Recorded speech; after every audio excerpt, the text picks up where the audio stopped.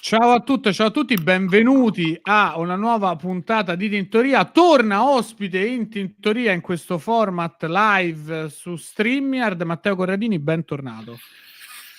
Grazie Daniele per avermi dato tutto il tempo per fare i miei gang signs all'inizio di questa puntata. Sai che ci tengo molto e sai che la mia gang, che è composta da solo Diego Tomelleri, ci guarda.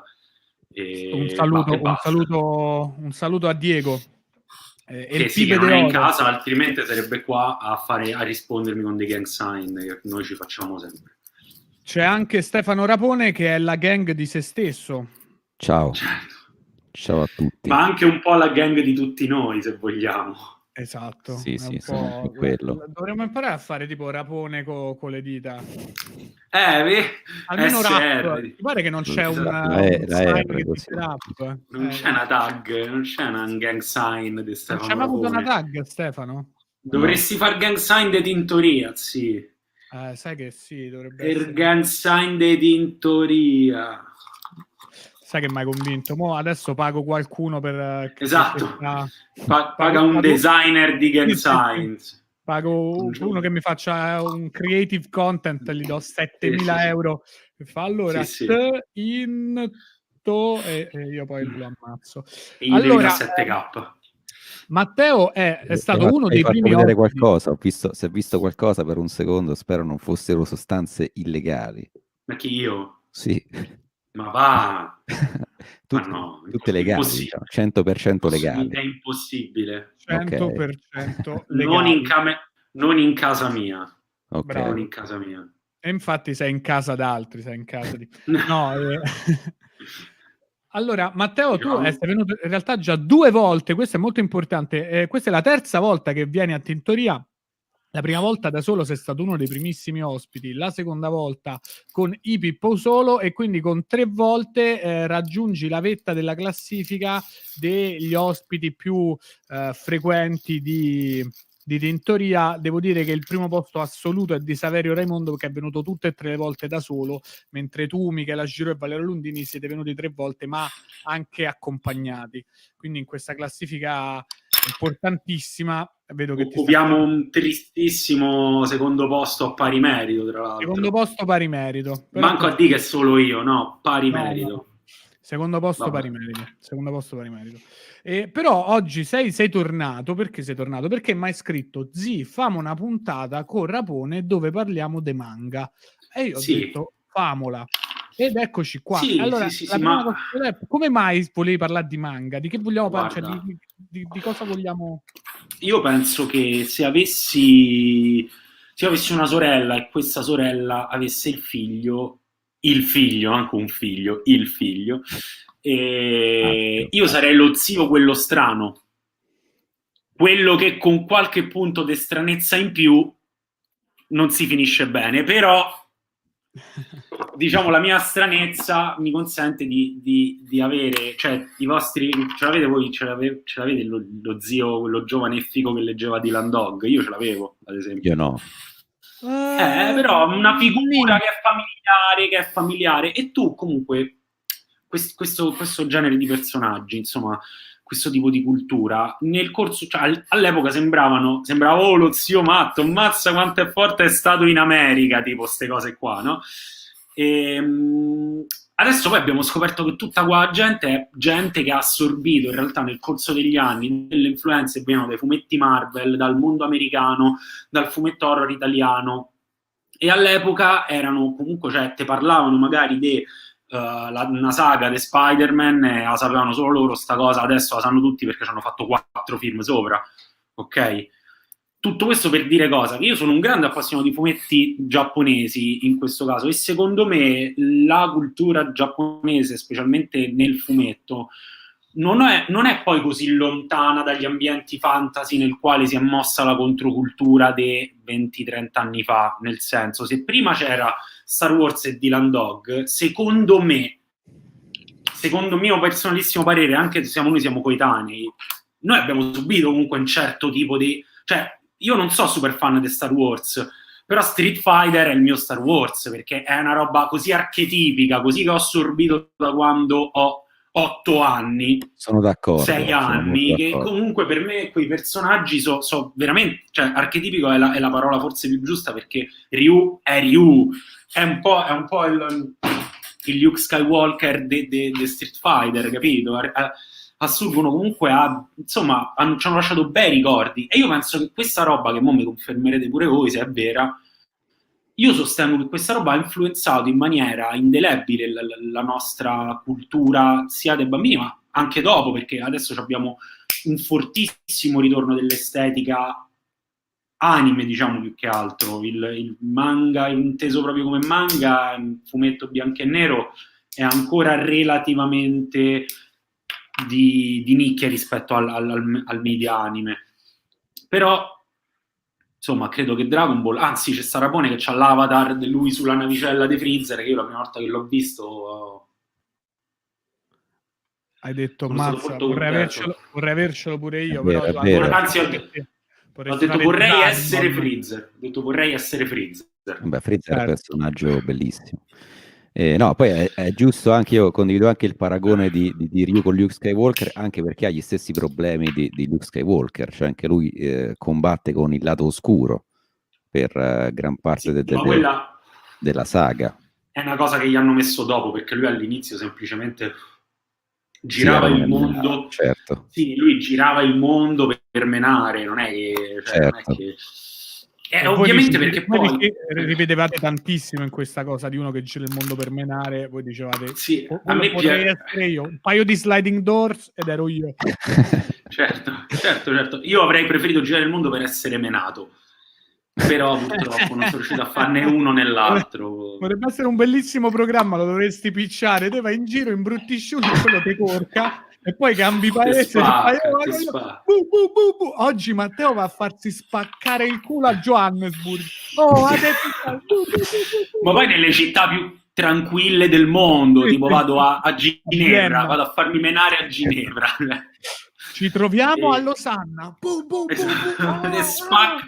A Locarno ti rovinano dei cazzotti, tipo. Comunque no, io mo ho detto Street Fighter, però era più incentrato sui manga per andare per trovare per non dire subito Dragon Ball, diciamo questo. Sì. Cioè, Goku è un po' il nostro Luke Skywalker, capito che intendo? Sì, apprezzo anche più Goku di Ryu, perché io Street Fighter, per esempio, non l'ho bazzicato quanto voi.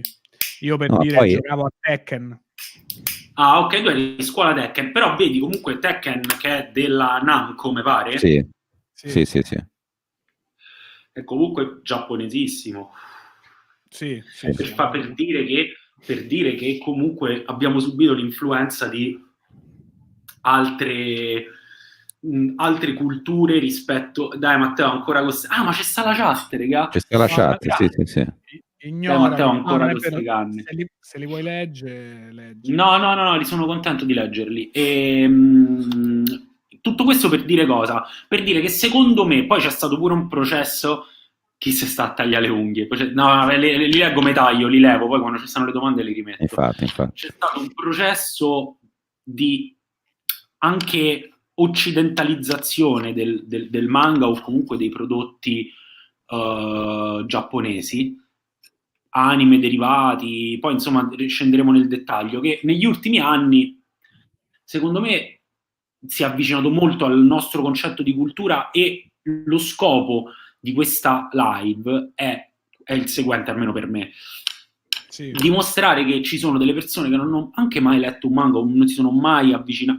Raga, famosa a capire. Io sto parlando di cultura giapponese e dei manga, non sto a parlare delle loli con le zinnone, eccetera, eccetera. Cioè, o almeno non sempre.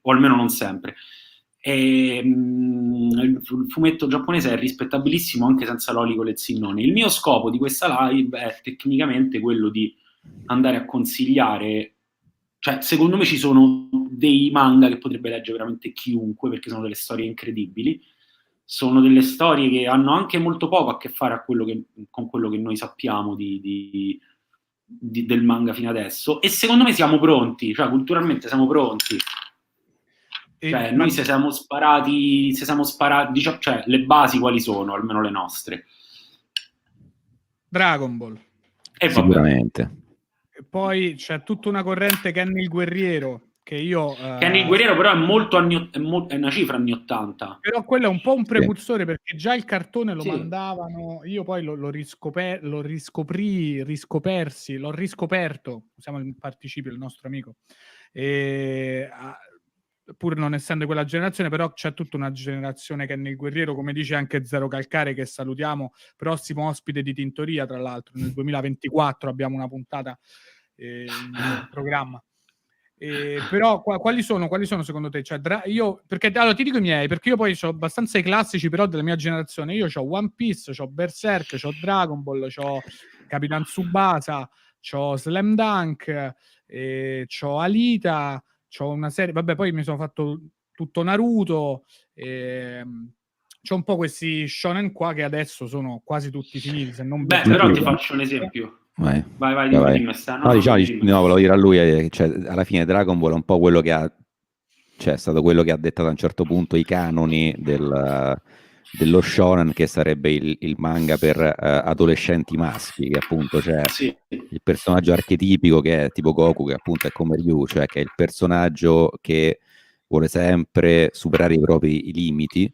Però è un po' come Luke Skywalker, cioè nel senso, alcune volte poi la narrazione, diciamo, dell'antieroe è una cosa successiva. Tantissimi dei miti, appunto Star Wars, Superman, anche, ecco, già Batman si guardava più l'altro lato della medaglia, però ci stanno tutta una serie di eroi che eroi, non so, solo in un secondo momento gli hanno messo qualcosa del lato negativo, ma però, di base quale può essere la differenza anche con Superman o anche Luke Skywalker, che comunque loro hanno questa tendenza specialmente più Superman, a salvare il mondo, cioè questa cosa messianica che c'ha pure l'America alla fine, cioè che io porto la democrazia anche a chi non ce l'ha, cioè questa cosa che si sacrifica per il mondo, mentre invece i personaggi, forse quelli giapponesi, sono più autoriferiti, cioè io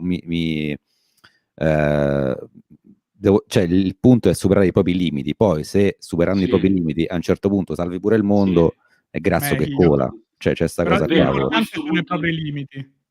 Sì, da questo punto di vista gli eroi giapponesi ci hanno insegnato tantissimo, anche perché noi effettivamente per la prima volta, cioè avevamo tutta una serie di eroi super determinati, però di eroi così tanto determinati a migliorare se stessi, effettivamente Goku è uno dei...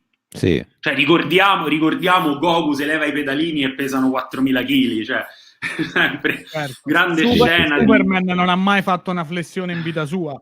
Superman è nato forte, Goku pensa solo a menà. Goku si allena addirittura con la gravità aumentata perché lui non gli... Scusate, mi do una chiusa alla finestra e fa un freddo di Cristo, come si dice in questi casi. È un esempio, cioè almeno a me da piccolo mi colpì molto, perché io non ero abituato, cioè ero abituato a vedere eroi che realizzavano delle grandissime opere, però nessuno mi aveva detto tipo sì, però è importante che migliori te. Questo secondo me è un messaggio questo è vero, questo è molto interessante. Una delle differenze tra eroi, diciamo, occidentali e orientali è che quelli orientali c'è proprio la parte centrale, è quella dell'allenamento, che a discapito di tutto il resto, mentre invece i supereroi, diciamo quelli americani, a un certo punto viene punto da un ragno radioattivo e sei il più coatto di tutti. Esatto, esattamente. Poi lì c'è sta pure comunque la parabola, il conflitto interiore, perché Peter Parker ce l'ha un po' almeno nella prima fase ce l'ha un po' prima che decide che da grandi poteri derivano grandi responsabilità. Però comunque Goku è una persona che fino alla fine non smette mai, non accanna mai. Come dicono in Dragon Ball, mi sembra Toriyama usa proprio termine non accanna mai. Sì, in giapponese si dice uguale. E lo fa anche a discapito spesso del mondo, cioè nel senso lui, cioè, quando dà il senzu a Cell per farlo combattere contro Gohan, lo fa perché vuole far superare il limite anche a Gohan, ma perché lì è pazzo, distruggere il mondo, appunto. Sì, ma perché lui fa una scommessa lì, comunque cioè, poi ci stanno mille letture, è esattamente, è comunque più profondo come personaggio, secondo me. Comunque, per ritornare a quello che stavamo a dire prima, Daniele ha citato Berserk. Sì, che è proprio Comunque cattivo. Berserk, secondo me, lì si comincia a parlare già di qualcosa che è, cioè secondo me una persona che magari non ha mai letto un manga, ma che è interessata di horror, lì trova veramente di horror, ma anche semplicemente guerra, perché poi parla tanto di guerra, Berserk. E quella comunque è importante, Berserk, cioè fino all'Eclisse è una cosa che è tipo importantissima. Cioè. Secondo me anche dopo l'Eclisse, solo quest'ultima fase un po', diciamo, fino alla seconda Eclisse, poi a un certo punto dici, vabbè, maestro, stringa, che qua andiamo per le lunghe. Ho perso le ultime Guarda, io allora dico subito che una volta ogni io non lo leggo online, aspetto il fumetto, io non leggo fumetti online, li compro solo, quindi non so se poi è andato avanti di un numero rispetto a quello che so io, però sì, diciamo più che altro con questi tempi biblici infiniti, adesso sono usciti 2 numeretti piccoli, ma tipo nell'ultimo anno e mezzo, forse anche di più, non va avanti per niente. Però sì, Berserk io mi ricordo che tra l'altro sarà il mio Beautiful, come mia nonna si guardava Beautiful e poi è venuta a mancare prima di poterlo finire. Ma certo, ma nessuno... Berserk finirà e noi ce ne saremo già andati da anni, sarà così. Come però, Game of Thrones, no, per Game of Thrones, dai, Game of Thrones rispetto a Berserk è durato un battito di ciglia. No, ancora non è finito Game of Thrones, cioè il libro non uscirà mai. Scusa, io penso solo in termini di Zinne viste in televisione. E Berserk di Zinne comunque ne propone anche troppe, anche Zinne mostruose. Sì. Anche non richieste.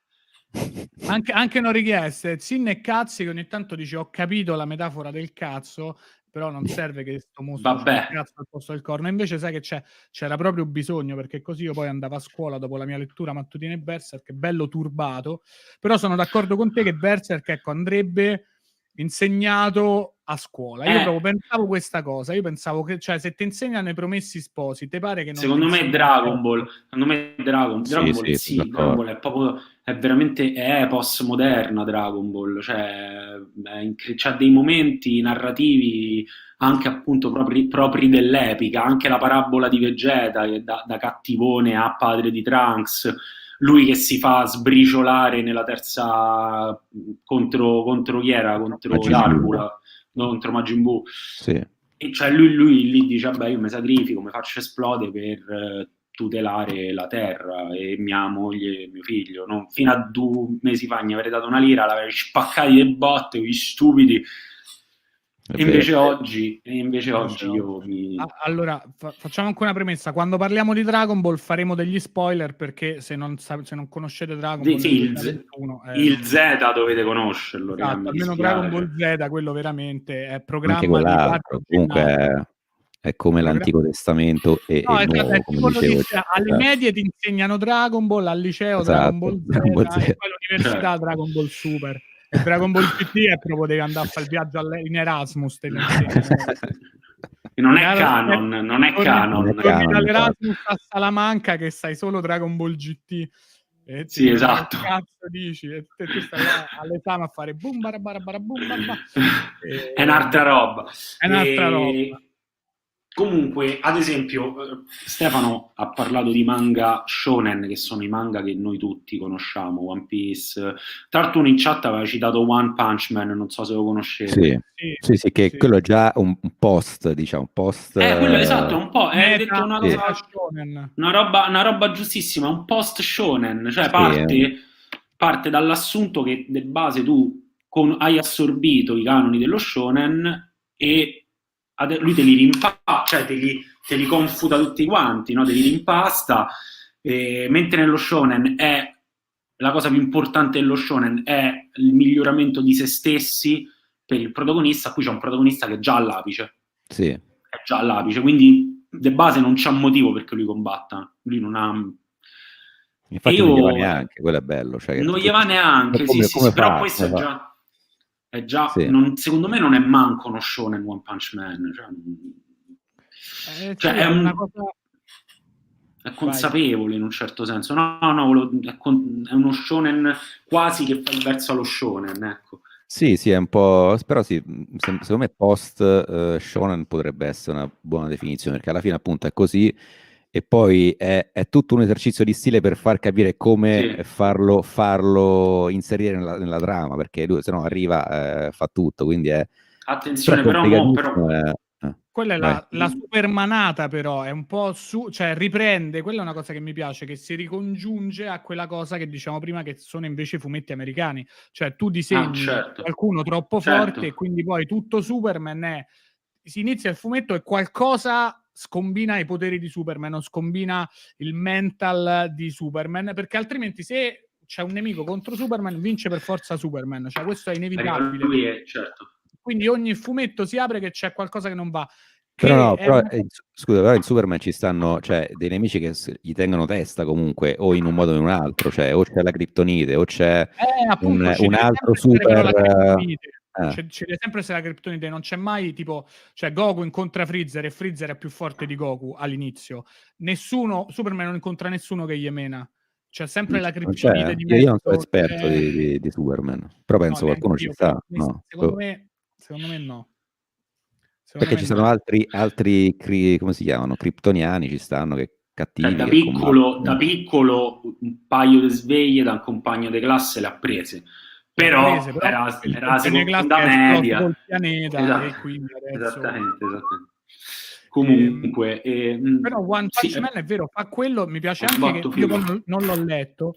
Pure lui lentissimo. Lui è disegnato, a parte mi somiglia molto, però è una faccia tonda che è come si disegnano i manga, cioè proprio quando se te compri le cose, come disegnare un manga, all'inizio le facce si disegnano proprio con un ovale bianco e lui è rappresentato così, tranne nei momenti in cui si arrabbia, in cui c'è bisogno di definizione. Lui va in giro con un fondo bianco, quindi è proprio veramente una visione appunto consapevole e distaccata post-meta dello shonen, che purtroppo io non ho letto, ho leggiucchiato, ho visto pure a tratti l'anime, però quello è interessante, cioè l'evoluzione dove andrà una cosa che parte dal presupposto che la cultura, ovviamente giapponese, però anche un po' quella occidentale, oramai lo shonen ce l'ha proprio come elemento che sai cos'è e quindi si può andare oltre. Sì. O andando oltre c'è appunto questo esempio di post shonen, come ha detto Rapone, però secondo me un altro genere che io ve lo dico si può essere tranquillamente paragonato alla letteratura per temi, per tutta una serie di cose, è il genere diciamo seinen, che adesso è stato molto allargato, però di base seinen sono storie per adulti illustrate insomma in manga, diciamo, ma per adulti non significa ci sono le tette, no, cioè comunque oppure negli shonen ci stanno le tette. Seinen significa storie raccontate in maniera anche più consapevole e complessa per un pubblico adulto, ma sono thriller magari. Sono tantissime cose, adesso andiamo. Ad esempio, voi lo conoscete Naoki Urasawa? Sì, come no? Quello di 20th Century Boys. Ecco, lui è uno, Naoki Urasawa è uno, era qui che volevo arrivare in un certo senso, cioè spiegare che in realtà se siete trentenni, over trentenni, c'è tanta letteratura manga figa, e anche per quanto riguarda le tematiche si spazia veramente tanto, e ci sono dei cazzo di capolavori come secondo me 20th Century Boys di Naoki Urasawa, che secondo me è un po' più, cioè secondo me potrebbe e dovrebbe essere letto da chiunque. Sì, quello, cioè, in realtà è come potremmo paragonarlo forse a una serie TV di Netflix, diciamo così, come tipo di intrattenimento, perché poi è sempre, cioè, mi pare ogni capitolo si chiudeva con un cliffhanger in qualche modo, cioè che c'era sempre quella cosa. Sempre, sì. Vabbè, grosso modo di che parla? Di che parla? Ricordiamo al volo di che parla. Ricordatemelo perché io non lo conosco, che è complicatissimo. Me lo devo comprare. Però di base di che parla? Questo gruppo di ragazzini, ok? Io l'ho letto anni fa, se sbaglio qualcosa, qualcuno nei commenti ci ricordi Sì, Ben? tipo anni 60, dov'è? Che anno era? Era l'anno dello sbarco sulla Luna, tipo, se non Sì, ricordo male. esattamente. Questo anno ci sono dei bambini, in questo anno scusa, stavo leggendo la chat, mi sono distratto. In questo anno si vedono questo gruppo di bambini che vanno a scuola insieme, giocano insieme, non mi ricordo. E tipo questi bambini un giorno assistono a qualcosa che non si ricordano che è. Cioè poi ci sta tutta questa componente dell'amnesia. 30 anni dopo, 25 anni dopo, uno di questo gruppo di bambini diventa Tomodachi, che si traduce con l'amico, che è una specie di dittatore appoggiato però. Beh, Cioè, nel diciamo senso tipo di... inizialmente un capo di una setta, tipo, diciamo Sì, così. prima un capo di una setta, poi arriva a dei Poi, livelli... E niente, praticamente questo tipo che ha in un certo senso stregato la popolazione. non fare spoiler, No spoiler, che poi me lo compro. Ah no, ma siccome non è nelle premesse, non è nelle premesse questo. Vabbè, loro perché lo conoscevano? Perché gli arriva, cioè perché? Perché gli arriva voce, tramite cosa lo capiscono? Che questo tipo poteva appartenere al loro gruppo di bambini e nessuno se lo ricorda. sì. Però la storia è fighissima, è praticamente un thriller politico alla fine. Perché poi è tipo È- è anche diviso in diverse epoche che si incrociano in qualche modo. Se tu li vedi prima, mi Ah, è sembra che sono vero. Sì, adulti, sì, poi sì. li vedi quando erano piccoli, vedi flashback, poi a un certo punto arriva tipo al 2015, tipo, che c'era l'Expo, mi ricordo. Io l'ho letto nel 2015 e dico, Sì, ah, cazzo, l'Expo, vedi, è sì, sì, come sì, sì, oggi, sì, c'erano sì. le cose che c'erano in quell'epoca. E quindi è figo, no? Bello. E è No, tutto no, è una intrigatissimo. bomba. Personaggi, poi la cosa figa è che so personaggi tutti scritti bene, cioè non è che c'è il Sì, classico, cioè per dire, noi parlavamo prima di Street Fighter, così c'è gli archetipi fondamentalmente, che so sì, quelli, poi magari hanno una loro, cioè, caratterizzazione più tematica a quello che succede, però fondamentalmente sono quegli archetipi lì. Invece in questo caso so proprio dei personaggi, cioè ognuno è un personaggio scritto bene, cioè ognuno ha la sua vita, ha fatto delle cose e non è sì, sì. cioè non ritrovi quel tipo di categorizzazione. E poi la cosa bella pure è che sono fatti anche a livello proprio grafico, cioè sono disegnati bene, cioè sono caratterizzati bene, tant'è che non so, l'hai mai visto il live action che hanno fatto? No, Film, hanno no, fatto te tipo il film prego. live action, no, io l'ho visto e No. ovviamente guarda, è figo perché la cosa figa è che sono talmente fatti bene i personaggi nel manga che tu vedi quelli fatti Che questi nel sono film fatti peggio. e no, che ci assomigliano, cioè tu dici, ah, questo qua è sicuramente, cioè non è che, cioè, spesso Ah, certo, certo, certo, ho quando capito. fanno i live action so degli attori famosi che fanno quel personaggio là. Sì, sì, Invece in sì, questo sì. caso sono proprio uguali, cioè sono uguali a quelli che hai visto anche i tipi di Sì, sì, sì, persone, capito? sì. Quello un po' più cicciottello. Somaticamente. Quindi cioè, è una cosa comunque che non è così frequente perché spesso hanno molto spesso disegnano con le facce più o meno simili, cambiano i capelli. Sì, sì, sì. Invece in questo caso è fatto anche bene a livello grafico. E poi la storia è complicatissima e c'è anche Monster su, non so se l'hai letto. Esatto, io qui volevo arrivare. Eh. Daniele, tu hai mai sentito parlare di Monster? Forse ne ho parlato con Rapone, però non... riparlamene, Monster praticamente è sempre questo Naoki Urasawa che che consiglia salutiamo. che salutiamo, che ci segue sempre. Sì. E, aspetta che mi squilla il telefono, lo devo nascondere se no mi distraggo. E, a lui credo che forse Monster è anche più famoso dei 20th Century Boys. Non lo so se è più famoso. Io Credo di ho sì. conosciuto più Tanti Century Boys, però c'è quello si può essere che è precedente, anche quello è lunghissimo. Sì. Eh, Monster parla praticamente di questo medico che si trova con una carriera che sta per esplodere e si trova all'interno di questo ospedale. Un giorno gli arriva un bambino che è stato sparato nella testa e lui deve decidere se curare questo bambino o andare a curare, mi sembra, il padre della sua ragazza, e poi era il primario dell'ospedale, Ste. Non mi ricordo bene, sai, perché poi l'ho letto. Comunque lui ha questa enorme scelta, sceglie di curare questo bambino, viene inculato, poi i giapponesi sempre, se tu sbagli sul lavoro ti inculano e finisci povero, ed è vero, succede esattamente questo. Il contrario dell'Italia. Esattamente, che se sbagli sul lavoro ti fanno uè! Sei il più grande, ti promuovono. Esatto, su immediatamente.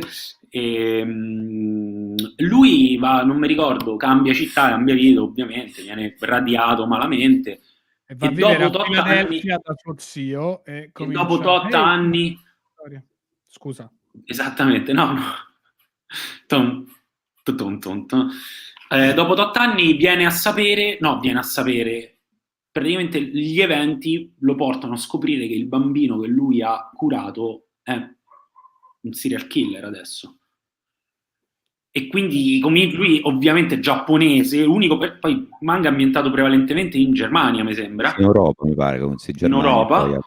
Lui giapponese, no, sì, io non posso sbattermene il cazzo, devo andare a cercare questo cazzo di serial killer, capito? Un europeo, un occidentale avrebbe detto, vabbè, sì, cioè io vado dalla polizia, io lo dico, ma più di così che posso fare? No, non succede questo. Ma mi state facendo salire una grande curiosità per leggere questo. È molto figo. Te posso dire una cosa? Che mi sembra essere una persona serenissima, deve essere una persona che sta di un bene con se stesso. Vabbè, perché no? No, ma in realtà lui... così tranquille.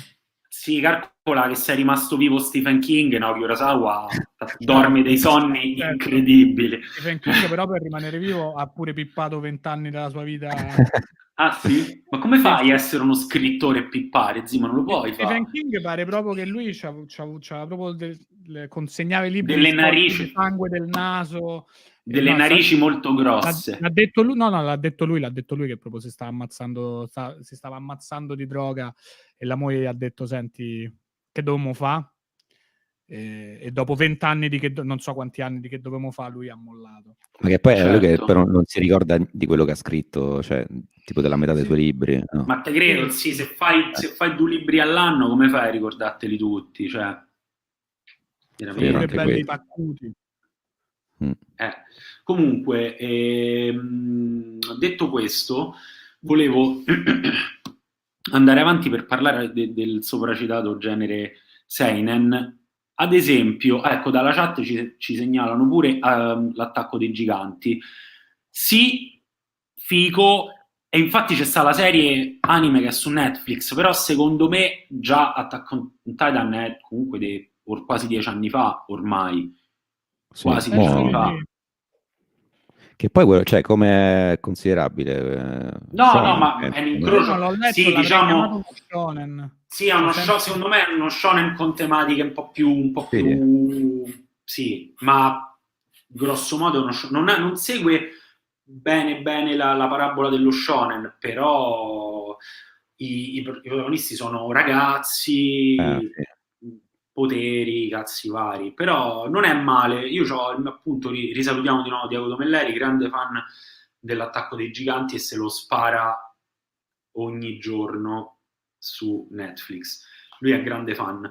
Però ad esempio voi conoscete Ichi the Killer? Certo. No. Io ho visto il film e non ho letto il manga, vero? Esattamente. Il manga, che adesso faccio una breve ricerchina e ve lo dico, Ichi the Killer. Da Killa. È un film di Takashi Miike, molto bello. Sì, il film è di Takashi Miike. Il disegnatore come cazzo si chiama? Hideo Yamamoto. Allora, dov'è StreamYard? Eccolo qua. Raga, io ho lo stomaco a fette, ho una fame di Cristo, se sgranocchio qualcosa spero che nessuno dia fastidio in chat. Tranquillo. Te lo faranno sapere in chat sicuramente, che diranno tutto il tempo, non ti dà per niente fastidio Matteo, sgranocchia coglione. Tutto il tempo puoi farlo. Questo è un po'... Era una... Vai, non bestemmiare perché ci sentiamo. No. Comunque questa era un po' la cosa che temevo, che la mia conoscenza di manga si è un po' fermata al periodo della crescita, quindi tutti gli shonen che mi sono sparato all'epoca poi mi sono un po' Di quando Ma eri la shonen. cosa bella è che, esatto, cioè la cosa bella è che tu eri shonen e pure io a 14 anni ci volavo con Dragon Ball. Non nascondo che se me lo rileggo adesso mi fa volare pure mo', però è ovvio, so tematiche per età diverse, regà, cioè Sì. per quanto vogliamo, anche il nostro target di riferimento proprio in tema di storie, di tematiche è cambiato. Quindi non possiamo pensare, secondo me, che non esista un mercato per persone che non hanno più 15 anni, che però sono affezionate al media manga e che leggerebbero e comprerebbero, quindi c'è un mercato, automaticamente c'è un manga. Sì, ci sta, stavo pensando a tipo a Lupin, no? Non so se hai visto non so ma ci senti, sì? Sì, io mi sento, Ok. Tipo Lupin hanno fatto negli ultimi, cioè in realtà dal 2012 mi pare, e poi fino a qualche anno fa, hanno fatto una serie di serie appunto nuove, che però sono un po' più adulte. Tipo c'è quello sulla donna chiamata Fujiko Mine, che è tipo un prequel del... Ma che cos'è? Ma è anime o fumetto? Anime è una serie proprio di, mi pare 12 episodi, una cosa del genere, che praticamente sarebbe ambientata prima della prima serie, quella con la giacca verde, e loro non si conoscono. Cioè la protagonista è Fujiko, e è come Fujiko incontra ognuno di loro in diversi momenti. Tipo nel primo episodio incontra Lupin per la prima volta, e poi nel secondo incontra Gemon, per dire, nel terzo incontra Jigen, eccetera.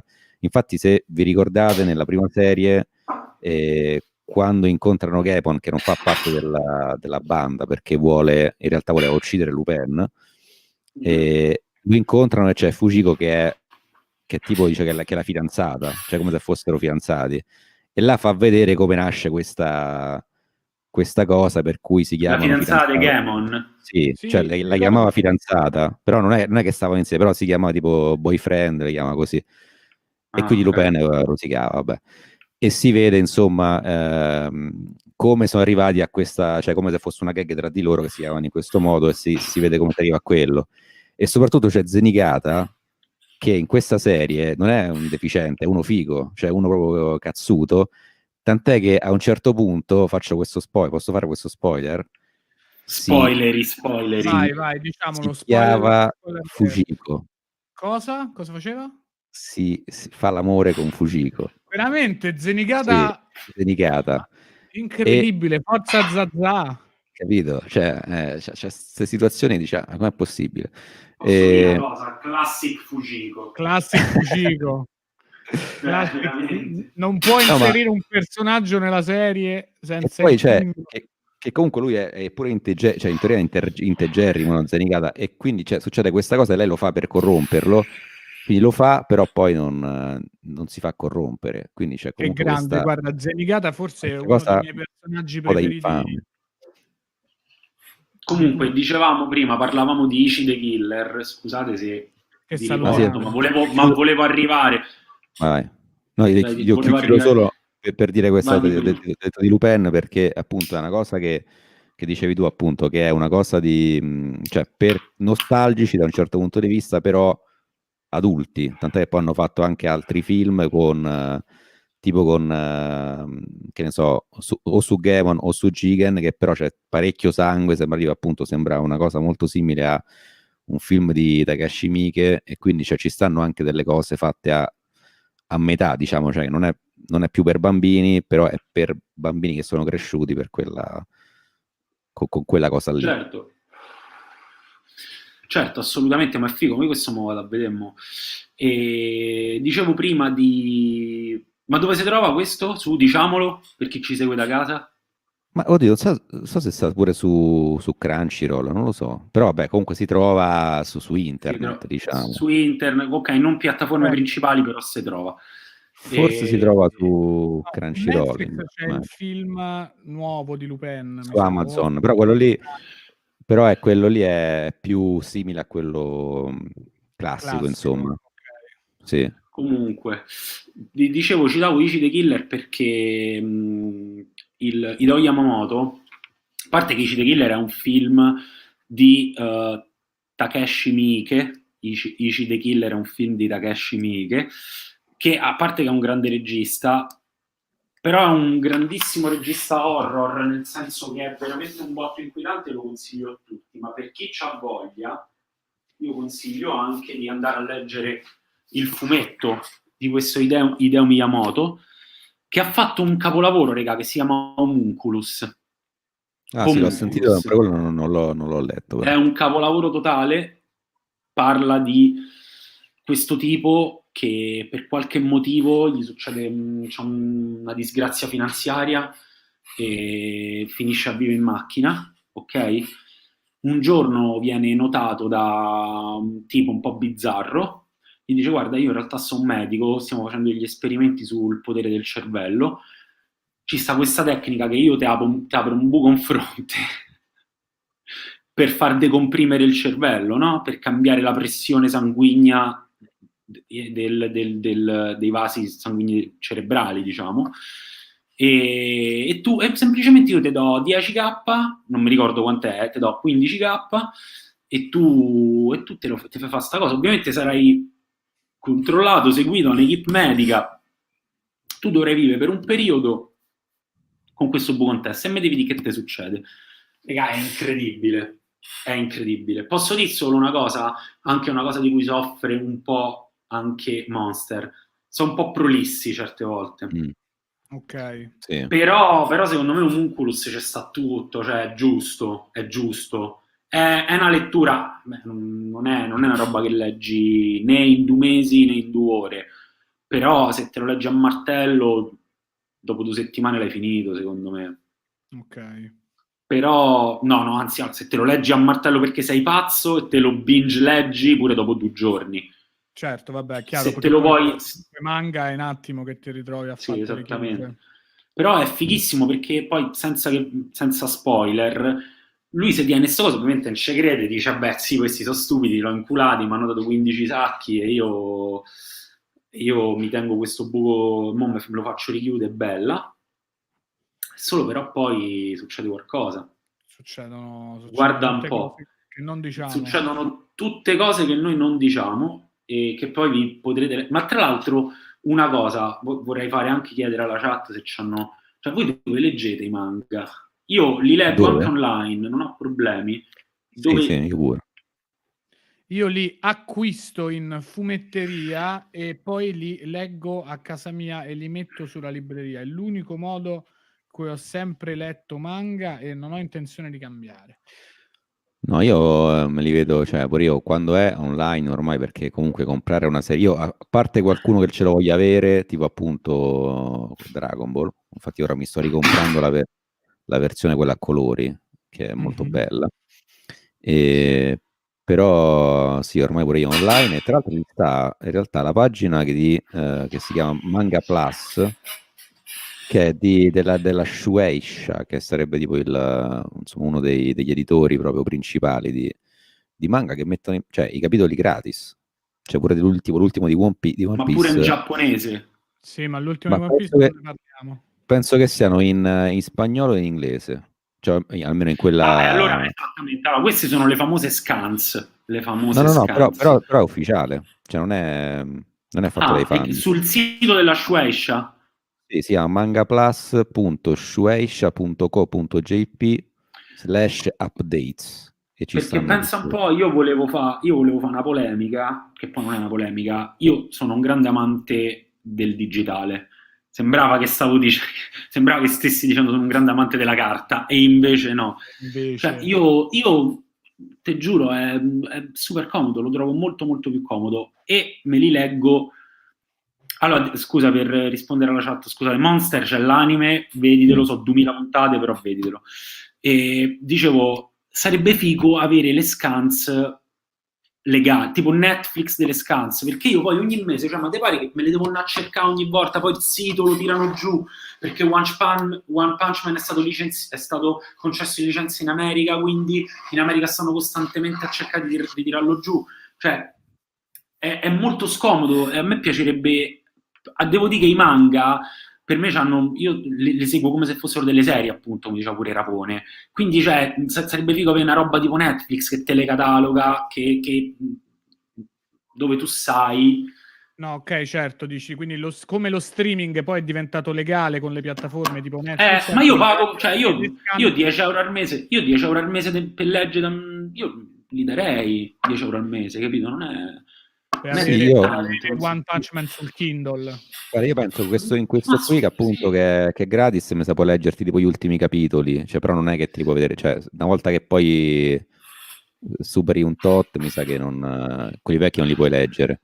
Mo, Forse quello andrebbe fatto, cioè che tipo per un mese ci stanno in concessione sì, i sì. capitoli nuovi e tipo che non si possono scaricare, quello si potrebbe fare e poi spariscono tutti, quindi se lo vuoi avere, se lo vuoi rileggere, lo devi acquistare. Quello non sarebbe male, ecco, quella è una cosa che farei anch'io, perché io poi col fatto che appunto sono sempre stato geloso della mia passione per i manga, sono sempre stato grato ai manga per il tempo che mi hanno fatto trascorrere, per le storie che ci ho letto. Poi sono sempre stato anche un po'... È una delle pochissime cose in cui sono stato un po' ideologico, nel senso che per me era pure importante sostenere, poi per carità, i Planet Manga e Star Comics non è che avessero bisogno dei soldi Sì, no, dell'editore Daniele Pinti, esattamente.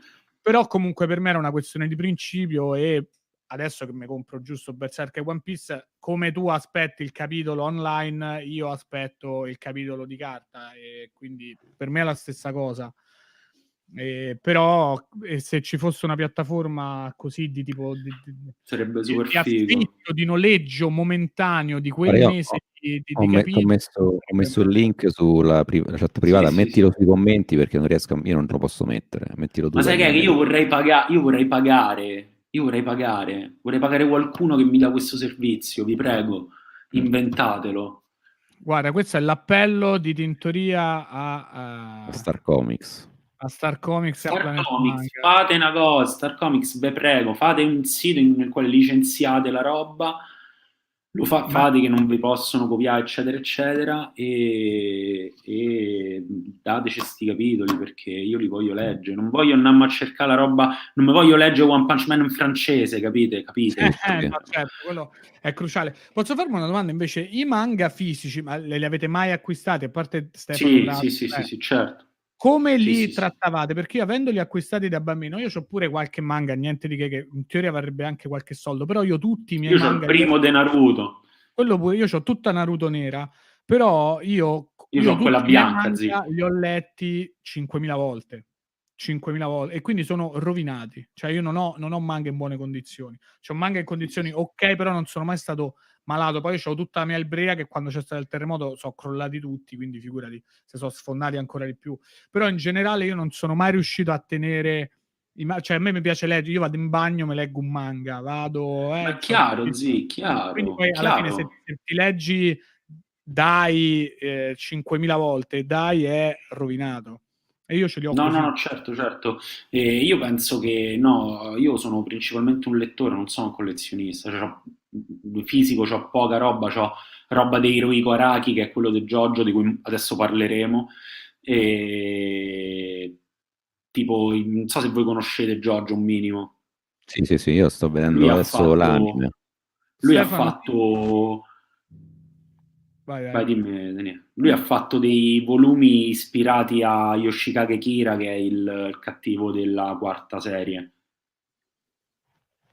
Cioè, Io presente, Jojo, se? Sì, sì, sì. Jojo ho il No, problema che leggendo solo i fumetti cartacei, quando ho iniziato a approcciarmi ai manga, Jojo già stava tipo al numero 98, fai conto. Quindi ho sì. sempre detto non mi accollo e quindi non l'ho mai Sì, letto. ma le prime serie, tu prima parlavi di Kenshiro, lì vedi proprio che Sì, Giorgio si è fatto qualcosa come due ere de manga, ha attraversato due ere de manga perché sì. i primi numeri di Giorgio sembra Kenshiro e gli ultimi sembrano dei cataloghi di Gucci, cioè. No, è vero, Sì, sì, sì, è cioè, vero. nel senso, è molto figo. Giorgio è veramente, credo sia tra le serie più longeve poi in Giappone in Sì, assoluto. io in realtà lo sto scoprendo adesso perché l'ho sempre visto in fumetteria o nelle pubblicità dei manga, no? Però mi sembrava una cosa da adulti quando ero bambino, quindi un po' lo snobbavo, mi sembrava appunto una cosa per Che seinen, palle. mentre io ero Sì, shonen sì, all'epoca. Invece certo, adesso no, certo. lo sto vedendo, è una figata perché veramente pure là è generazionale, io non so come sia stato fatto, se ogni, cioè, se è andato avanti Sì, col Hirohiko tempo, sì. Araki, Hirohiko Araki è una persona che, te giuro, cioè lui ha semplicemente inventato cose a manovella. Lui credo che non ha mai avuto una progettualità lunga su JoJo, si è andato certe volte a capare dei riferimenti dalle altre serie per generare cose che non c'entravano niente. Io non credo, cioè uno che mi sembra che si sia seduto a tavolino è Oda, quello di One Piece. Mm. Lui, secondo me, ha A un certo punto semplicemente... sì.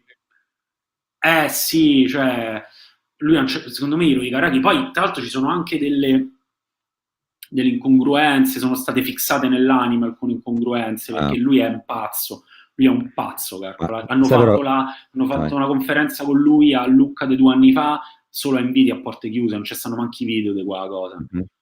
Pazzo. Ma Dimmi, ma dimmi, scusa. sai perché questo succede? Perché è una cosa del mercato giapponese, secondo me, che là tu fai, non è che pensi faccio il fumetto, cioè come noi facciamo di Landog per dire, tu dici Ti sento, eh? facciamo queste tot storie nei prossimi 6 mesi, quindi tu sceneggi questa e tu disegni questa e quindi si crea una sorta di appunto progettualità, è uguale questo succede in quello americano.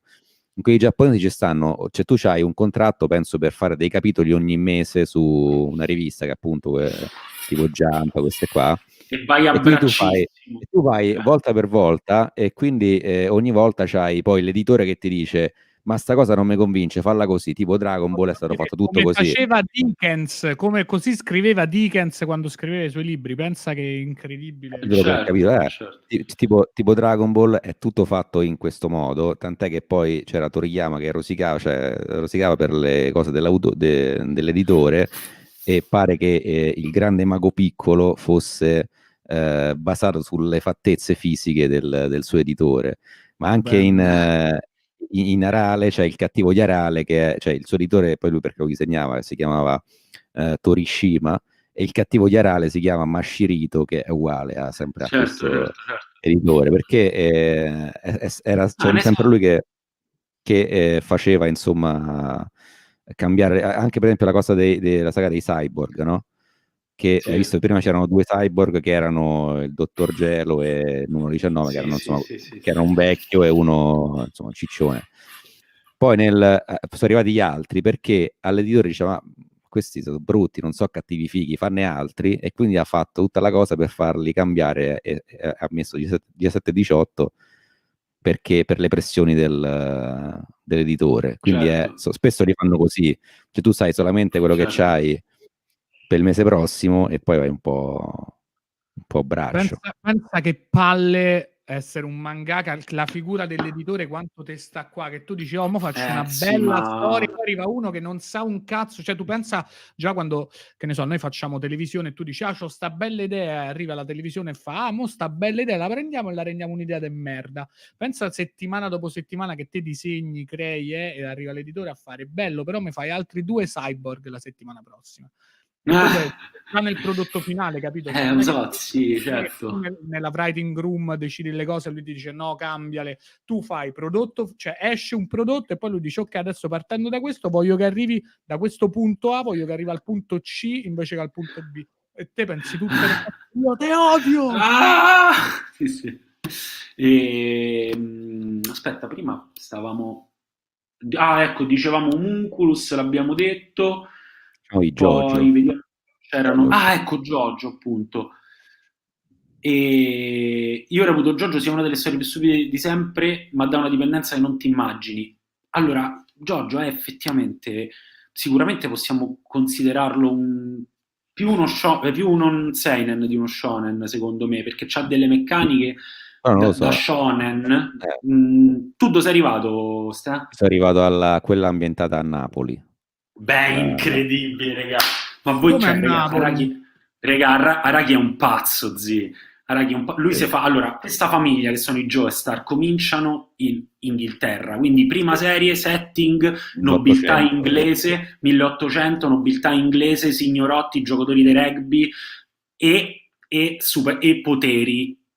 E quindi diventa un po' Canshiro, ok. Poi c'è sta la seconda che è tipo una rielaborazione in termini di azione e di modelli della prima, però moderna, si vede, fa qualche passo avanti anche con i combattimenti di temi, eccetera, eccetera. Dalla terza in poi Sì.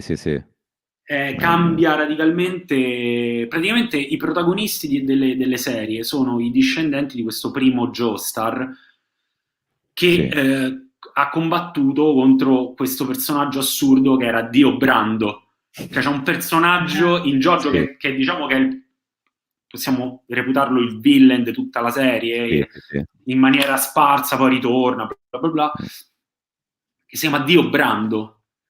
E Sì, perché, vabbè, perché quindi poi lui c'ha tutta questa sì, fissa che sì. tutti i personaggi hanno nomi di band rock, diciamo. Quindi c'è il Sì, sì, Barone sì. Zeppelin, tipo, cioè tutte Sì, cose sì, sì, di sì, sì. questo tipo. E niente, dalla terza in poi cambia radicalmente, diventa veramente assurda. Infatti uno in chat diceva la storia è una merda. Effettivamente la storia in sé, cioè l'intreccio narrativo non è figo, è archetipico quando gli pare, Sì. cioè nel senso classico viaggio dell'eroe, ci sono dei momenti particolari, eccetera, eccetera. Però de base non è ben scritto, Giorgio, non so come dirvi, non Vabbè, è particolare, è così particolare sì. che una volta che entri in quell'ottica, tu sei molto più portato a notare il design, le particolarità, le cose strane, il modo particolare in cui è descritto ogni personaggio, che il grosso intreccio di quello effettivamente passa in secondo piano. È una Sì. roba incredibile. C'è sta pure uno, non è un solo d'azione, cioè un combattimento, una fight, tra virgolette, perché non combattono, nella terza serie in cui lui combatte, cioè è una partita di poker. Quella infatti è Ed bellissima, è perché è incredibile, cioè, è Ma incredibile. mi consigliate il manga o l'anime? C'è l'anime, esiste? sì, Vedete l'anime, Sì. parti di dipende quanto stai in fissa. Se stai proprio in fissa, te lo cominci dalla prima, le prime due sono un po' ostiche, dalla Ok. terza in poi voli. Guarda, secondo me Cioè, già non è che sono ostiche, cioè. la seconda è già figa, cioè la Perché prima è io un Ma po' sì, è strana. voglia. È figa la seconda, voglia. mi ci vorrei chiudere perché è tanto che non mi chiudo con una roba. Io l'ultima cosa su cui mi sono chiuso, cioè in realtà che mi sono chiuso, io mi sono comprato tutto Toriko, che è Sei un pazzo, zi. Sei un tutto. pazzo, Ma quello è fratello. proprio il mio pattern con i manga, è proprio così. Cioè, io calcola quello quando mio fratello viveva a casa, ha comprato No. i primi 3 Toriko e io li ho letti e poi lui ha smesso di comprarlo. Allora io gli dicevo, quando è uscito il quarto, io ho detto: Senti, ti ho preso il quarto Toriko, te lo metto qua. Ah, così per 42 numeri. Ho comprato tutto Toriko e quindi io Ma c'ho com'è? Io non l'ho mai è visto quello. carino, cioè ti fa venire No, fame, è vabbè. divertente. Sì, Eh. sì, È sì, come sì, guarda sì. Cioè, Masterchef. è uno Sì, sì, shonen di ma base. Cioè, uno scionenone, ma proprio senza, però c'ho tutto Toriko in soffitta adesso perché l'ho comprato, è l'unico manga che c'ho per intero qua, e gli altri stanno tutti ma in l'hai letto cantina. tutto, zi? Tutto, non l'hai comprato Wow, tutto, comprato tutto. wow, Ma io c'ho una serie, io c'ho tutto wow. Shaman King, zi, che è una Beh, Shaman monnezza. King è un'altra. No, non è una monnezza, Sì, no, c'ha tanti problemi quel fumetto. oltre al fatto che non ha un finale, da un certo Poi punto l'hanno in poi rifatto, ma tu lo sai, c'è sta il finale nuovo, l'ha rifatto, cioè c'è il finale no, ufficiale. Sì, sì, veramente, te sto a di sta cosa, frate. Te sto a di. finalmente. C'è Io sta, mo esiste, è mi stato cerco fatto, Shaman King, tranquillo. il finale giusto. E allora, E Jojo comunque, forse mi guarderò l'anime. Giorgio, Proverò guarda, non è la. Jojo. Lui c'ha una grossissima. Poi piano piano, più va avanti il tempo, più capisci che questo Hirohiko Araki è un pazzo e lui subisce tantissimo la fascinazione della moda, delle icone di moda degli anni '80. Le prime pose delle copertine sono tutte ispirate a Claudia Schiffer, a delle cose, ovviamente fatto poi su uomini, quindi è stranissimo. Sì. E, secondo me esteticamente dalla quarta in poi decolla, diventa una roba assurda che appunto sfocia con la serie che è ambientata in Italia. Ci sono i Sì. personaggi che si chiamano Bruno Bucciarati Sì, bellissimo. e ci sono comunque è figa, il meccanismo rimane lo Abbacchio, stesso. c'è Abbacchio. Leone Abbacchio ci sta. Bellissimo nome, tra l'altro, Leone Sì. Abbacchio. Sì, sì, però questo è comunque una roba senza. Bisogna leggere Giorgio con l'idea che si sta è molto distante dalla letteratura, tra virgolette, seinen che ho proposto fino adesso.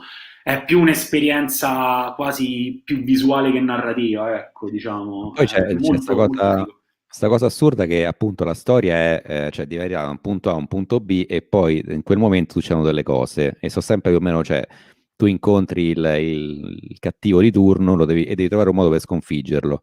Poi la cosa assurda è che in ogni combattimento, cioè tu devi pensare un modo ogni volta interessante di rendere questi combattimenti, perché non è semplicemente gente che semena.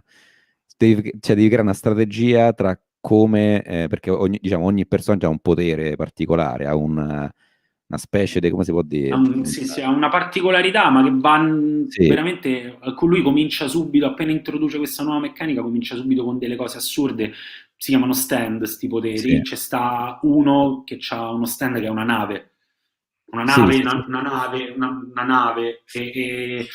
E lui e quindi lì che fai? Lo ambienti il combattimento su questa nave prima che loro riescono a capire che tutta la nave e lo stand ci mettono un botto. Ci sta nella quinta serie uno, nella quarta serie No, c'è sta uno che ha lo stand che è un traliccio. Vai, stai, scusami. Sì, sì, cioè, appunto, c'è stata una serie di circostanze che tu dici, vabbè, cioè, come tipo One Punch Man, cioè, o c'hai questi poteri, sei fortissimo, non poi trova nessuno che ti mette in difficoltà. E invece ogni volta c'è qualcuno che non è che è più forte, però ti prende di sorpresa, tipo uno c'ha lo stand che è il senso di colpa, cioè che ti fa sentire in colpa e quindi diventi pesante e vuoi morire. Cioè tutte delle cose che vanno al di là della forza fisica e crei questi cortocircuiti. E poi però a me la cosa che più piace di JoJo, che forse più avanti poi va a sparire questa cosa, è il modo in cui è didascalico JoJo, cioè che ogni personaggio sembra che sta facendo la telecronaca di quello che sta accadendo. Sì, Quindi perché lui ci tiene a spiegare sì, sì, sì. esattamente cosa succede a Araki, capito? Cioè, i famosi 3 secondi, c'è un personaggio a un certo punto che ferma il tempo. Tu dici, ah sì, e basta, frate, basta. Ferma il tempo e lui a un certo punto riesce a fermarlo per poco, che ne so, 4-5 secondi, e in questi 5 secondi lui fa delle spieghe Sì, sì, sì. tipo, sono delle cose. Ecco, va letto un po' ironicamente JoJo, secondo me. Sì. Però tranquillo, non è una roba non è ridicolo, non è mai ridicolo, non è mai. È sempre, ecco, tra l'altro è coerente. C'è una cosa bella JoJo che, tranne che tranne nei casi più estremi, in alcuni casi neanche Araki è riuscito a rimanere coerente. Secondo me neanche Araki è riuscito a fare delle cose che hanno senso. Però de base, fino al più di metà, è coerente. Dai, però Cioè, vengono date delle regole. Mi sa che me lo leggerò online perché non ho spazio per mettere un altro fumetto e mi piace leggerli perché così vado alla velocità che mi pare, mentre gli anime comunque te sei vincolato alla velocità, al tempo, Sì, certo. allo scorrere inesorabile del tempo. Anche se però devo dire che tipo in JoJo è figo vederlo come anime perché quando fanno queste spiegazioni e quindi c'è sta gente che urla, che fa oh my god, però così in giapponese, cioè con l'accento, fa ride perché è tutto over the top, cioè anche la recitazione spesso di questi personaggi è tutto estremizzato. Sì, estremo, ma poi anche i fisici. La cosa bella è che lui parte con i fisici di gente tipo Kenshiro, dopo un po' si sfinano, però de base ci stanno dei ragazzini di 17 anni che sono dei armadi o qua praticamente, capito? Alti 1,90 m, larghi 1,5 m. Perché poi non combattono più a un certo punto, cioè prima c'era... Esatto, e infatti ci hai fatto caso, cominciano a dimagrire quando non combattono più. È vero, dopo un po' sì. Vedi. E comunque... Mi fanno una domanda molto interessante, vai. Sì. Questa no, io volevo... esiste la droga, però poi... A voglia, raga, pazzesco. Per fare un esempio di JoJo, di quanto è folle JoJo, c'è sta... È assurdo. E il protagonista di quella serie, che si chiama Giorno Giovanna, ha il sogno di diventare una gang star, cioè un mafioso famoso. Sì. Ok? Sì. E vabbè, un po' peculiare come sogno, cioè tu in Giappone c'è la Yakuza, magari sai, comunque c'è molto onore, forse in qualche modo può essere il sogno di qualcuno diventare un grande Yakuza. Certo, un mafioso italiano è un po' strano leggerlo su un fumetto, no? Ma la cosa bella è che loro, che sono dei mafiosi, sono vestiti come come dei cazzo di pagliacci tutto il tempo, cioè sono vestiti come degli alberi. Ovviamente il character design di Araki è bellissimo, ma è fuori di testa. Come fossero tutti David Bowie, fai conto. Una Sì, un incrocio tra modelli. Un po' le immagini le ho viste, chiaramente. E niente, loro sono dei mafiosi e sono adorati, perché aspetta, loro che fanno? Fanno le... non mi ricordo, sono adorati da Napoli, a Napoli loro tutti li amano, e perché fanno i mafiosi, e le vecchine gli chiedono per favore di andare a fermare l'altro gruppo di mafiosi della stessa famiglia che vende la droga, perché la droga è sbagliata. Sì, tipo il Padrino, fai conto, cioè che non c'è la polizia, sì, però... quindi si sostituiscono loro. Sì. Esattamente, però visto dalle lenti non solo di un giapponese, ma quando quel giapponese è Hirohiko Araki, quindi l'autore di JoJo, diventa molto interessante, ma alcune volte anche un po' assurdo e grottesco in alcuni casi. Sì, infatti la cosa assurda è quando fece anche notizia, mi pare, quando uscì la stagione quella ambientata in Italia, che comincia i primi 3 minuti, si vede Napoli, questa è Napoli, città italiana, e si vede gente che viene minacciata, gente che ruba un portafoglio così a qualcun altro. Sì, quindi arriva il giapponese nella prima scena, nella prima scena il protagonista del manga, questo giorno Giovanna, ruba la valigia a un altro personaggio che laterale, diciamo. Un turista giapponese appena arrivato così e gli ruba. C'è proprio la cosa iniziale. E effettivamente da una parte esterna, però tu capisci pure che in realtà a lui gli piace l'Italia, non è che vuole. No, lui è affascinatissimo dall'Italia. Sì. Però sì, è incredibile. Io quando l'ho visto ho detto, non va bene sta cosa, però. Ma io vi volevo chiedere una cosa, ma a voi piacciono i manga di menare? Però attenzione, quelli di menare, non quelli di menare con la magia e le alabarde spaziali, quelli di menare coi carci. Tipo? Kenny il guerriero, tipo Dragon Ball è un po' di menare, ma voi avete un manga di arti marziali. Qual è un manga di arti marziali? Tipo un manga sul judo, cioè invece di Capitan Tsubasa uno sul judo? Quasi. Allora ti spiego, per ritornare, per riallacciarmi al discorso seinen. C'è un'elaborazione più adulta anche dei manga di menare, e c'è un manga che io volevo consigliare a voi, ma come a tutti i piccoli amici che ci seguono a casa, che si chiama Shamo. Questo manga, Shamo. Questo manga me l'ha consigliato niente po' di meno che Gabriele Mainetti, che io incontrai quando ero famoso, io lo incontrai in una roba di cinema, e c'era lui che presentava Gigrobot, e lui mi fa, no, pure io sono fissato manga grande, bla bla bla bla, leggi te Shamo. Io ho fatto, vabbè, io comunque non dico sono diffidente, però te pare che non lo conosco, questo sarà una cosa così, ragazzi, è incredibile, parla di questa cosa qui. È un manga che non ci sono superpoteri, non c'è niente, non c'è lo straccio di un potere. Questo ragazzino, 17 anni, primo della classe, bravissimo, famiglia ricca, giapponese, bla bla bla bla, un giorno, senza nessuna spiegazione, uccide la famiglia tranne la sorella e il cane.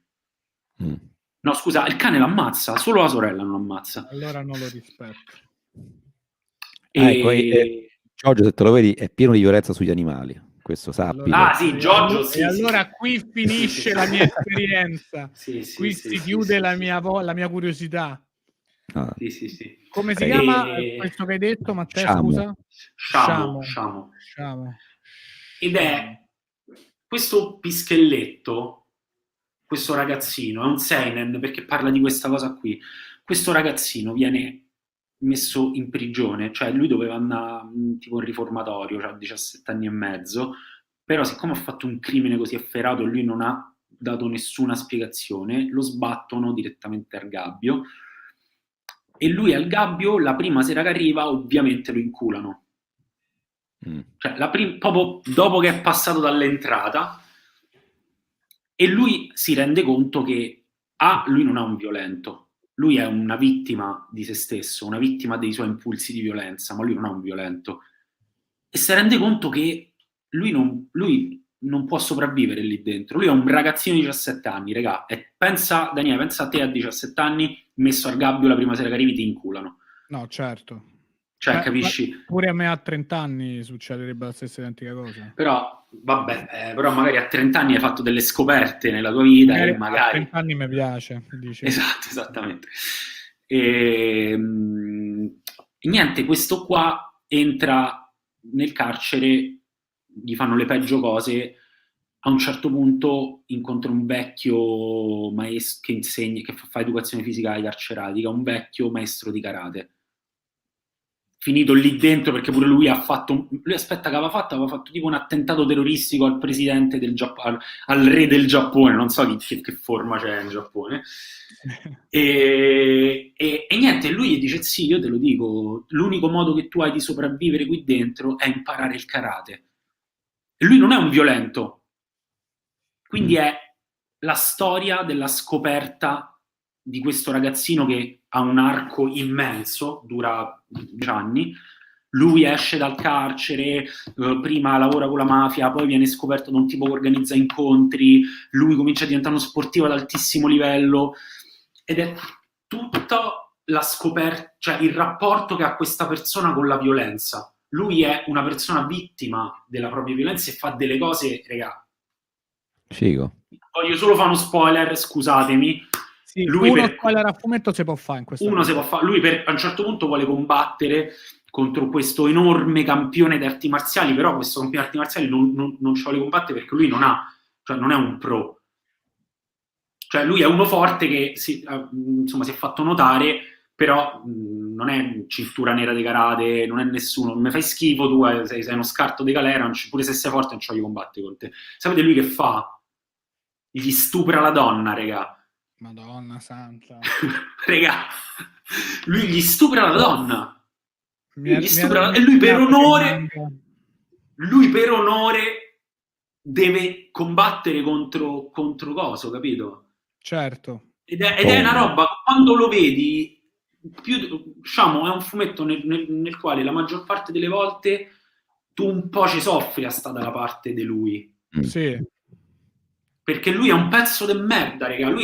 Però c'è sempre questo sottotesto, questa specie di schiavitù della violenza, perché poi nel fumetto ovviamente vieni a sapere che quell'atto che lui ha fatto da bambino era solamente una prima avvisaglia di questa specie di rapporto malsano che lui ha col concetto di violenza in tutta la vita. Ed è incredibile. Peccato che l'ultima serie l'hanno un po' sfanculata perché l'hanno fatto finire a merda, però per 3/4 è un capolavoro senza senso, raga. Dai, ed è di menare, cioè comunque è di ginocchiate, menare. È proprio literally menare, sì. Stavo è molto vedendo, no, qualche immagine sembra tipo fatto da Inoue, però non è lui, è un altro disegnatore. No, sembra molto Inoue, sì, è molto Inoue che è quello di Vagabond. Sì, mi slenda anche Vagabond che tocca leggerlo. Vagabond non l'ho letto, mi stanno tutti che è un cazzo di capolavoro. Amici che lo leggevano all'epoca, io non lo leggevo. È una figata. Molto lento. Allora, sì, però sull'invito a leggere Sciamo io forse andrei a chiudere la puntata, perché io vorrei mangiare una cosa e dopo io e Stefano abbiamo... Posso fare l'ultimo consiglio? L'ultimo consiglio per i nostri amici a casa, e anche per Rapone, perché mi sembra reattivo ai miei consigli. C'è un fumetto che si chiama Trail of Blood. Praticamente questo tipo ha fatto prima un manga che si chiama I fiori del male, come l'opera di Baudelaire. Io quello io ho visto l'anime di quello. Come la canzone di Sfera e Basta e Pyrex. Certo, e Dark Pyrex. È quello brevissimo tipo sul bullismo, quello lì. Esattamente. Però quello parla... Sì, calcola quello dopo, quello che ha fatto dopo. Allora, per fare un brevissimo riassunto, I fiori del male parla di un ragazzino che ruba le mutandine alla sua compagna di classe, cosa classica giapponese. Chi in una scuola giapponese non ha mai rubato le mutandine alla sua compagna di classe? Nessuno. Però viene visto da un'altra compagna di classe e questa tipa comincia a manipolarlo e a fargli del bullismo in un modo, regà. E comunque lì c'è una separazione, perché nessuno di noi purtroppo è stato un giovane studente delle medie giapponese, però tu lo senti proprio cioè questa specie di violenza psicologica. Quello dopo è ancora più seinen, cioè parla di questo bambino che ha una madre un po' strana e lui ogni tanto si rende conto che questa madre è molto manipolatrice, diciamo, ok? Ed è un cazzo di thriller incredibile. Trail of Blood, ragazzi, segnatelo, ricordate, un thriller incredibile, perché stai effettivamente questo mistero, che cazzo c'ha questa madre. Ovviamente poi i suoi comportamenti aumentano, questo ragazzino comincia a uscire con una compagna di classe, lui questo fa tipo le elementari, però diventa il fidanzatino di una di queste compagne di classe, e sì, questa madre è incredibile. Non ve voglio di niente, è quello. Però io ve lo consiglio anche se non avete mai letto dei manga. Io voglio dire a tutti che i titoli che abbiamo detto stasera sono titoli che io consiglio anche a chi non ha mai letto un manga. Io rilancio con questa cosa che penso conoscerai. Che io mi faccio il piatto intanto. Vai. Presento. Junji Ito, lo conosci? Certo, che è horror, che proprio lui fa tutti i racconti principalmente brevi, che sì, poi però alcuni sono anche un po' più lunghi, però principalmente sono brevi. Eppure questa è una cosa che penso lo puoi leggere anche come se fosse, o vedere come se fosse una serie, perché c'è anche, mi pare, l'anime.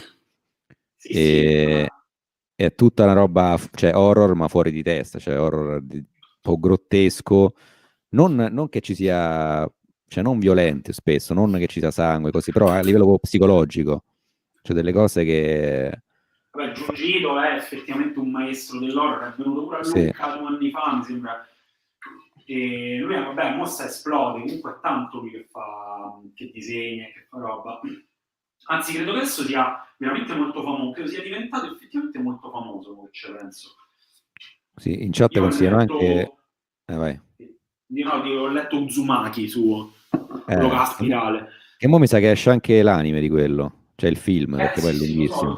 Quello poi c'ha delle scene veramente tipo quella delle lumache, vabbè, delle cose assurde. Incredibile. Veramente disturbanti. No, qui consigliano Shintaro Kago, che è ancora, forse ancora più estremo, nel senso che è proprio fuori di testa, non è neanche forse, non so neanche se è horror, però è proprio una cosa... Sì, è gore, è un fumetto, diciamo, surreale gore. E poi invece c'era un altro manga vecchio, che non so se lo conosci, si chiama Sanctuary. Me l'hanno parlato. È interessante perché parla di politica, cioè che non se ne parla mai nei manga, e c'è ovviamente la connessione tra politica e Yakuza pure lì, poi diventa pure un po' surreale verso la fine, però è figo perché c'è tipo una critica alla politica che non si vede mai in questi, ma in generale in nessun contesto quasi giapponese, cioè a livello letterario. Anche in Naoki Urasawa un po' c'è, però quella forse è più fantapolitica. Sì, là c'è lei, dicono proprio tutti vecchi in questa politica, nessuno gliene frega niente del futuro, stanno là sulle poltrone, cioè i classici discorsi che si fanno così tra di noi normalmente, però in Giappone non si fanno magari, e invece là ci sta roba che è interessante, poi si collega con la Yakuza, perché sono due personaggi, uno ha deciso di fare il politico, un altro fa il mafioso, però collaborano, cioè uno da una parte, uno dall'altra, per arrivare al top e poi governare certo, ma questo è Sanctuary? Sì. Mi sa che ho letto i primi capitoli, sta specie di due Yakuza, uno che diventa sindaco e l'altro che diventa padrino, tipo. Ho capito, sì. L'ho letto al volo, lo dovrei approfondire. Ho letto i primi capitoli. Sì, è pure interessante perché c'è questa visione che uno non si aspetta di leggere su un manga, invece è figo. Sembra un po' The Wire giapponese. Non ho visto The Wire, però immagino che... Il The Wire del mondo dei manga. Va bene, ragazzi, chiudiamo perché Matteo sta mangiando, io pure sto crepando di fame. Sì. È stata una puntata bomba, Matteo, ottima idea, grazie mille di essere venuto qua. Grazie anche a Stefano, grazie soprattutto a tutte le persone che sono rimaste all'ascolto. È una puntata effettivamente mad specific, super super specifica, però il mio ideale di puntata di tintoria è anche questo, persone che parlano di quello che gli piace. Quindi da paura. Grazie Matteo. Grazie a voi, ragazzi. Grazie. Bene. Ciao a tutti, ciao a tutte, ci vediamo alla prossima.